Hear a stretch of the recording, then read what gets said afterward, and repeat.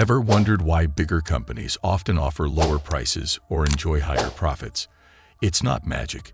It's the power of economies of scale. As businesses grow, they unlock hidden cost-saving advantages that smaller firms simply can't match. Let's dive into how scaling up can drive down costs and boost success. Hello educators and students, welcome to our YouTube channel. In this video, we discuss the concept of economies of scale with reference to Air Singapore. Background information. Air Singapore, a private limited company owned by David and Captain Richard, has been in operation since 2018. The airline currently operates with a fleet of 5 aircraft and a team of 40 crew members. In 2020, it expanded its services internationally by adding Mumbai, India, as a destination. With the aviation sector experiencing increasing demand, the management is now planning to lease 10 additional aircraft and significantly scale up operations. Meaning of economies scale. Economies of scale in the airline industry refer to the cost advantages an airline experiences as it expands operations and increases its flight capacity. As the airline grows, its average cost per passenger decreases. This happens because fixed costs, such as aircraft maintenance, crew salaries, and airport fees, are spread over a larger number of flights and passengers. What are different types of internal economies of scale? 1. Technical economies of scale. 2. Financial economies of scale. 3. Managerial economies of scale. 4.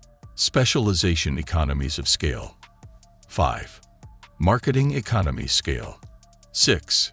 Purchasing economies of scale, finally. 7. Risk-bearing economies of scale. Let us discuss these economies of scale with reference to Air Singapore's expansion plan.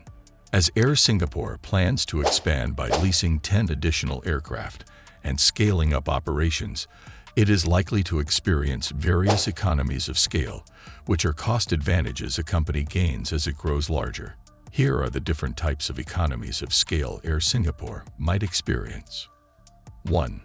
Purchasing economies of scale.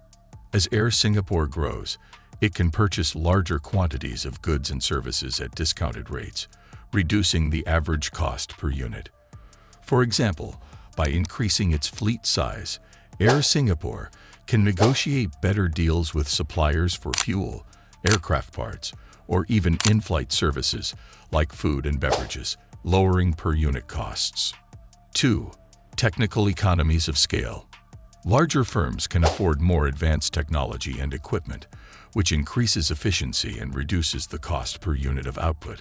Example: Air Singapore may invest in more efficient aircraft models that consume less fuel per mile, or use advanced maintenance technology that allows for quicker and more effective servicing of planes, reducing downtime and operational costs.